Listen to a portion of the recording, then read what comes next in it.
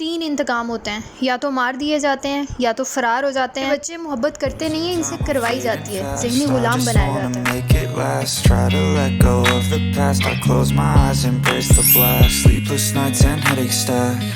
ایک دفعہ کا ذکر ہے کہ ایک تھی دعا زہرا، لاکھوں دانشور تھے، کروڑوں تماشائی تھے، عدالت بھی تھی، ریاست بھی تھی۔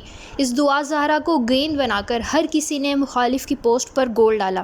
نہ کسی کو اس سے غرض تھی کہ والدین پر کیا گزرتی ہے، نہ کسی کو اس کی پرواہ تھی کہ ریاست، عدالت اور نظام ہجڑا کیوں بنے رہتے ہیں۔ فکر تھی تو یہ کہ مسئلہ کیا ہے، موبائل کا استعمال اس عمر میں کیوں ہے۔ کسی کو اس بات کی فکر نہیں تھی کہ یہ بچے آخر باغی کیوں ہو جاتے ہیں یا باغی کر دیے جاتے ہیں۔ کسی کو اس بات کی پرواہ نہیں تھی کہ والدین آخر طاقتور سے بے بس، مظلوم کیسے بن جاتے ہیں، کیوں بن جاتے ہیں۔ کئی دوستوں نے اس کو مادر پدر آزادی کا نام دیا اور دہائیاں دیتے رہے کہ بھاگ کر نکاح کرنا ہمارے معاشرے کو تباہ کرنے کی راہ ہے۔ کئی دوستوں کو فکر کھائی جاتی رہی کہ ہائے ہائے اب نکاح ہو گیا، اب ضدی والدین ہٹ دھرمی دکھا رہے ہیں۔ وہیں کئی دوست یہ بین بجانے میں مگن رہے کہ مغربی معاشرے کی راہ قابل قبول نہیں ہو سکتی۔ ایسے بھی بے شمار تھے جن کے ہاں لڑکا لڑکی راضی تو کیا کرے گا قاضی والا کلیہ لاگو تھا۔ یاد رہے یہ کلیہ صرف غیر کی بیٹی پر لاگو ہوتا ہے، اپنی پر نہیں۔ غرض جس کو اردو لکھنا آتی ہے اس نے اپنے تئیں ماہرانہ رائے اور غیر جانبدارانہ تجزیوں سے ہاتھ نہیں روکا۔ میں آج پہلی دفعہ دعا زہرا کیس پر بول رہی ہوں، اور کئی معاملات میں چپ رہنے کی وجہ یہ ہوتی ہے کہ ابھی مجھے خدا نے وہ کشف عطا نہیں کیا جو غیب کا علم جان لے۔ ابھی میں چھوٹا موٹا خدا نہیں بنی جو انسانی رشتوں، نعتوں اور تعلقات پر ٹھوک بجا کر رائے دے سکے، جیسے کہ ہمارے معاشرے میں موجود بہت سے لوگ جنہوں نے اس بارے میں رائے دی، بولا، لکھا، یعنی کہ وہ خدا بنے رہے اس زمین پر۔ اور سب سے بڑھ کر یہ کہ میں بھی ایک بیٹی ہوں اور میرے بھی والد ہیں۔ ابھی اتنی بحثی نہیں طاری ہوئی کہ ایسے پیچیدہ معاملات میں اپنی انگلی گھسیٹ دوں، اور صرف اس لیے کہ 4 لائکس اور 3 کمنٹس وصول ہو سکیں۔ ہاں، لیکن آج کی ویڈیو میں ہم اس پورے سانحے کو ایک کلینیکل سائیکالوجسٹ کی نظر سے، ماہر نفسیات، ماہر ہوش و حواس کی نظر سے دیکھنے کی کوشش ضرور کریں گے، تاکہ ہم کچھ تبدیلی لے کر آ سکیں۔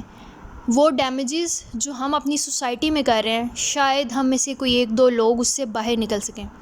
سب سے پہلی چیز، ایک کلینیکل سائیکالوجسٹ ہونے کے ناطے ہمارے پاس پورے چانسز ہوتے ہیں، ہمارے پاس پوری آزادی ہوتی ہے کہ اگر ہمارے پاس کوئی کلائنٹ آتا ہے جس کا ہم ٹریٹمنٹ کرتے ہیں، ہم اسے ڈائگنوز کر سکیں کہ اس کا مرض کیا ہے، اس کے پیپرز کے اوپر لکھ سکیں depression, schizophrenia, anxiety, stress, OCD، جو بھی ڈس آرڈر اس کی زندگی میں موجود ہے، جس کے ساتھ وہ زندگی گزار ہے۔ لیکن ہم لکھتے ہوئے، سوچتے ہوئے 100 دفعہ ڈرتے ہیں، سوچتے ہیں کہ ہم نے یہ چیز لکھنی ہے یا نہیں لکھنی، کیونکہ جب بھی کسی کو ڈائگنوز کیا جاتا ہے ایز اے کلینیکل سائیکالوجسٹ تو ہمیں پتہ ہوتا ہے کہ اس کے کانسیکوینسز بہت برے ہوں گے اس شخص کی زندگی میں۔ اس کی جاب میں مسئلہ آئے گا، اس کے رشتوں میں مسئلہ آئے گا، اس کی لائف میں مسئلہ آئے گا، اس کی اپنی ذہنی صحت میں مسئلہ آئے گا، اس کے بچے اس کے بارے میں کیا سوچیں گے، اس کی اسکول کی لائف کیسی ہوگی، وہ کیا کرے گا، لوگ اس کو کس نظر سے دیکھیں گے۔ کیونکہ ہمارے ہاں جب ڈائگنوسس کر دیا جاتا ہے تو 2 ماہ کے بعد، 4 ماہ کے بعد، 4 سال کے بعد اگر آپ اس چیز سے باہر بھی نکل آتے ہیں تو وہ ٹیبو، وہ سٹگما پوری زندگی آپ کے ساتھ رہتا ہے۔ وہ داغ آپ کی زندگی سے کبھی بھی نکل نہیں سکتا، اور لوگ اسے داغ کی طرح آپ کے ماتھے کے اوپر چپکا دیتے ہیں، چسپاں کر دیتے ہیں۔ لیکن نہ جانے کیوں ہماری سوسائٹی ایسے سانحات کے اوپر ڈائگنوسس دیتے ہوئے ڈرتی نہیں ہے۔ ایک دفعہ بھی نہیں کسی چیز کا، اپنی زندگی کا، اپنے بچوں کا، اپنی ذات کا، کسی اور کی زندگی کا، انسانیت کا ذرا برابر بھی خوف نہیں آتا۔ ہم ڈائگنوسس دے دیتے ہیں، کوئی بھی سانحہ ہوتا ہے ہم سب اس کے بارے میں اپنی باتیں قائم کرنا شروع کر دیتے ہیں، اور اس کے نتیجے میں ہوتا کیا ہے، وہ شخص، وہ لوگ جو کہ ان بچوں کے ساتھ ہمدردی رکھتے ہیں، جنہیں لگتا ہے کہ بچوں نے اچھا کام کیا، ایسا ہونا چاہیے، وہ پوری زندگی کیا کریں گے اس کے بعد، آپ کے ڈائگنوسس کے بعد، معاشرے کے ڈائگنوسس کے بعد ماں باپ سے متنفر ہو جائیں گے، گھر میں باغی ہو جائیں گے، اور ایسے اقدام کریں گے، ایسے اقدام کو سپورٹ کریں گے۔ بچے بچیاں کیا کریں گے، یہ عمل دہرانا شروع کر دیں گے۔ اور وہ لوگ جو کہ ماں باپ کے ساتھ ہمدردی رکھتے ہیں، جن کو آپ کا نقطہ نظر جو آپ نے ماں باپ کے بارے میں کیا کہ مہدی صاحب جو ہیں ان کے ساتھ بہت بڑا ظلم ہوا، زیادتی ہوئی، وہ ہیرو ہیں، اس کو آئیڈیلائز کرنا شروع کر دیں گے اور اس کا اثر پھر آپ اپنے بچوں کے اوپر دیکھیں گے. لیکن ہم ڈائگنوسس سنتے رہتے ہیں، دیتے رہتے ہیں. ہم یہ بھول جاتے ہیں کہ ہمارے ہاں جب بھی کوئی سانحہ ہوتا ہے تو اس کے 3 نتائج نکلتے ہیں موسٹ پروبیبلی. سب سے پہلا نتیجہ، اس سانحے میں موجود کسی کردار کی موت ہو جاتی ہے، وفات پا جاتا ہے وہ کسی بھی غیر فطری عمل سے، کسی بھی ذریعے سے. دوسرا، اس سانحے واقعے میں سے کوئی شخص فرار ہو جاتا ہے. تیسرا، کچھ عرصے کے بعد وہ بات آئی گئی ہو جاتی ہے. لیکن وہ لوگ جو مہدی صاحب کو آئیڈیلائز کرتے ہیں وہ اپنے بچوں کو کیا کریں گے؟ بچیوں کو پڑھنے سے روک لیں گے، گیمز کھیلنے سے روک لیں گے، کوئی بھی ایسی ایکٹیویٹی کرنے سے روک دیں گے، ان کے اوپر سخت ہاتھ رکھنا شروع کر دیں گے، جس کی وجہ سے شاید پہلے تو ان کے بچوں نے یہ قدم نہیں اٹھانا لیکن اب وہ اٹھانا شروع کر دیں گے، یا وائس ورسا بچے ایسا کرنا شروع کر دیں گے. کیونکہ ان کہانیوں کا، ان سانحات کا، ان واقعات کا نتیجہ ہمارے پاس نہیں آتا، رزلٹ ہمارے پاس نہیں آتا، ریئلٹی ہمارے پاس نہیں آتی. دوسری موسٹ امپورٹنٹ چیز، جب بھی as a clinical psychologist mental house کے اندر جانا ہوتا ہے، سیشنز لینے پڑتے ہیں، تھیراپیز دینی پڑتی ہیں، تو ہوتا کیا ہے؟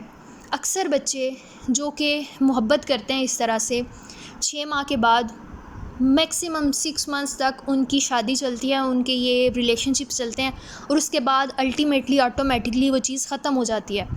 انہیں پتہ چلتا ہے کہ نہیں، یہ تو شخص ہمارے لیے تھا ہی نہیں، یہ ریلیشن شپ، یہ میرج ہمارے لیے نہیں تھی.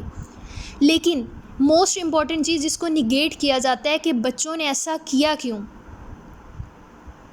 وہ یہ کہ اکثر بچے والدین سے نفرت میں، والدین سے بدلہ لینے کی غرض سے وہ کام کرنا شروع کر دیتے ہیں جو کہ ان کے والدین کو تکلیف دیتی ہے، جو کہ ان کے والدین کے لیے اچھی نہیں ہوتی، نیگیٹو ہوتی ہے.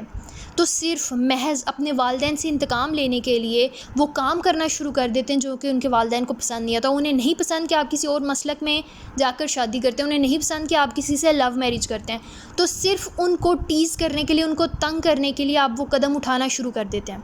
اور الٹیمیٹلی بعد میں پتہ چلتا ہے، جب سیشنز ہوتے ہیں، تھیراپیز ہوتی ہیں، یا ایسے لوگوں کو زندگی میں اپنے ایکسپیرینس سے پتہ چلتا ہے کہ نہیں، ہم تو اس شخص سے محبت نہیں کرتے تھے، صرف والدین سے نفرت کی آگ میں ہمیں لگا کہ ہم اس شخص سے محبت کرتے ہیں.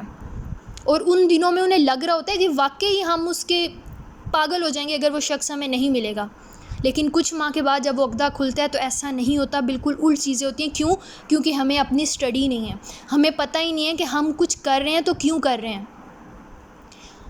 تو سب سے زیادہ امپورٹنٹ چیز ہے والدین کے سمجھنے کے لیے بھی کہ والدین اور بچوں کے درمیان جب گیپ ہوگا تو ہی تیسرا شخص انٹر ہوگا.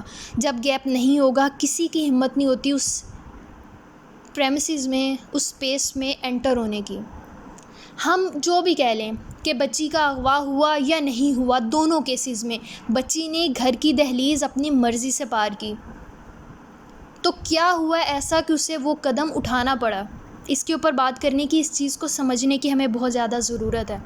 دوسری چیز، چاہے یہ اغوا ہے، چاہے اس کے پیچھے گینگ ہے یا نہیں ہے، دونوں کیسز میں بچہ بچی، ظہیر اور دعا دونوں کی زندگی بہت زیادہ افیکٹ ہوگی، بہت زیادہ متاثر ہوگی. اگر یہ گینگ کا کیس ہے، اگر اسے اس سینیریو میں دیکھ لیا جائے تو وہ لڑکا کیا کرے گا؟ اس قدم کے بعد وہ اور قدم اٹھانا شروع کر دے گا، وہ رکے گا نہیں، وہ اور بڑا کرمنل بن جائے گا. اکثر ہم کہتے ہیں نا کہ جب آپ ایک دفعہ جیل میں کوئی شخص چلا گیا تو اس کا مطلب ہے وہ اس سے بڑا بدماش بن کے باہر نکلے گا. اس کو بیک بہت ہے، اس کو سپورٹ بہت زیادہ کر رہے ہیں. وہ کون زیادہ سپورٹ کر رہے ہیں؟ یہ جو سوشل میڈیا سپورٹ کر رہا ہے. سیم بچی کی طرف بھی، اگر اغوا کیا گیا، اغوا نہیں کیا گیا، اس سارے طریقے میں ہوا کیا؟ اگر تو یہ اغوا کا کیس نہیں ہے، بچی اپنی مرضی سے گئی، کسی بھی طرح سے وہ ان باتوں میں آئی، جیسے بھی اس نے کیا نہیں آئی، اس کی اپنی مرضی تھی، وہ گئی. اب پیچھے سے جو بھی طریقہ کار اپنایا گیا اس کے بعد ہوگا کیا؟ ایگو کا کیس آئے گا. پیرنٹس کے لیے بھی، والدین کی زندگی میں بھی انا کا عنصر زیادہ داخل ہو جائے گا، بچی کی زندگی میں بھی انا کا عنصر زیادہ داخل ہو جائے گا. وہ کبھی بھی اپنے والدین کو وہ رسپیکٹ نہیں دے سکے گی جو کہ وہ دے سکتی تھی پہلے. تو سب سے زیادہ امپورٹنٹ چیز ہوتی ہے ان کیسز میں طریقہ. کس طریقے سے ہم چیزوں کو کرتے ہیں. ہم یہ سوچے سمجھے بغیر کہ یہ جو آگ ہم سوشل میڈیا کے اوپر بیٹھ کر لگا رہے ہیں، یہ اس آنے کی وجہ سے یوٹیوب کے اوپر اپنی آواز کے ذریعے، اپنے الفاظ کے ذریعے لگا رہے ہیں، یہ آگ ایک نہ ایک دن ہمارے گھروں تک بھی آتی ہے. تو ان کیسز پہ بولنے کی بجائے، اپنا انالیسس دینے کی بجائے، امپورٹنٹ چیز ہوتی ہے سمجھنے کی کہ آخر کوئی شخص اس سٹیپ تک آتا ہی کیوں ہے، کس طریقے سے ان چیزوں کو ہم زیادہ بہتر انداز سے پرفارم کر سکتے ہیں. اور سب سے زیادہ امپورٹنٹ چیز ہے بچوں اور پیرنٹس کا ریلیشن شپ. اس کے اوپر بہت زیادہ امپورٹنس دینے کی ضرورت ہے. کبھی بھی آپ کو جو بھی چیز سوشل میڈیا کے اوپر، ان پلیٹ فارمز کے اوپر نظر آ رہی ہے، اس کے اوپر اپنے بچوں کی زندگی کا ویژن مت بنائیں. ان کی بیسس کے اوپر اپنی زندگی کے ڈیسیژنز مت لیں. آپ کی زندگی، آپ کے بچوں کی زندگی بہت زیادہ ڈیفرنٹ ہے، اور بچیوں کی زندگی بہت زیادہ ڈیفرنٹ ہے اس زندگی سے جو دعا زہرا کی زندگی ہے. بہت سے بچوں کی زندگی ڈیفرنٹ ہے ظہیر کی زندگی سے. تو آپ ان کی زندگی کے اوپر ان کے ڈیسیژنز، ان کے فیصلے نہیں لگا سکتے، ان کے رزلٹس نہیں لگا سکتے. اس کے انجام بہت زیادہ برے ہوں گے. اور پھر ریاست کی ذمہ داری، اداروں کی ذمہ داری، آپ لوگ مجھ سے زیادہ سمجھتا آ رہے ہیں، آپ لوگوں کو زیادہ اندازہ ہے کہ کیا ہونی چاہیے اور کیا ہے. آخر میں پھر ایک ہی بات کہ کیا طریقہ ہم اپناتے ہیں، کس طرح سے ریلیشن شپس کو، ان واقعات کو لے کر چلتے ہیں، وہ چیز بہت زیادہ امپورٹنٹ ہے. وہ چیز ہماری سوسائٹی کو بہت زیادہ امپیکٹ کرتی ہے. اس کیس کی ہی اگزامپل لے لیں، دعا زہرا والے کیس کی. تو جس طریقے سے یہ سارا کچھ پرسو کیا گیا، یہ سارا عمل ہوا کیا کہ تمام کردار غلط ہو گئے. تمام کردار کی کہیں نہ کہیں مسٹیکس نکل آئیں. کوئی بھی شخص سچا، کوئی بھی شخص کھرا اس کیس میں سامنے نہیں آیا. ہر شخص کی کہیں نہ کہیں فالٹ ہے، ہر شخص کہیں نہ کہیں گلٹی ہے، ہر شخص کہیں نہ کہیں بلیمیبل ہے. آئی ہوپ آج کی ویڈیو آپ لوگوں کے لیے بینیفیشیل رہی ہوگی. اگر ویڈیو پسند آئی تو کائنڈلی اس کو ضرور لائک کیجیے گا، چینل کو شیئر اور سبسکرائب کیجیے گا تاکہ زیادہ سے زیادہ لوگ ہمارے ساتھ کنیکٹ کر سکیں اور ہم ایک ہیلتھی سوسائٹی ڈیولپ کرنے میں اپنا رول پلے کر سکیں. Thank you so much. Take care. اللہ حافظ. Shafaq Parvez signing of.